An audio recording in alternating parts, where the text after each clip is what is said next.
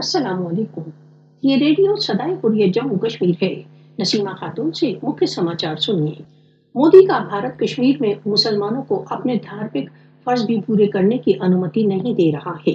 भारत ने prevention of cruelty to animals act के अंतर्गत भारत द्वारा अवैध रूप से अधिकृत जम्मू कश्मीर में जानवरों की कुर्बानी पर प्रतिबंध लगा दिए हैं। भारत द्वारा अवैध रूप से अधिकृत जम्मू कश्मीर में जानवरों की कुर्बानी पर प्रतिबंध कश्मीरियों की धार्मिक स्वतंत्रता में हस्तक्षेप है।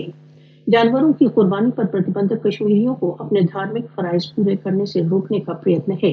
भारत द्वारा अवैध रूप से अधिकृत जम्मू कश्मीर में जानवरों की कुर्बानी पर प्रतिबंध कश्मीरियों के लिए संदेश है कि उनकी भावनाओं, उनकी धार्मिक स्वतंत्रता का भारत के लिए कोई महत्व नहीं।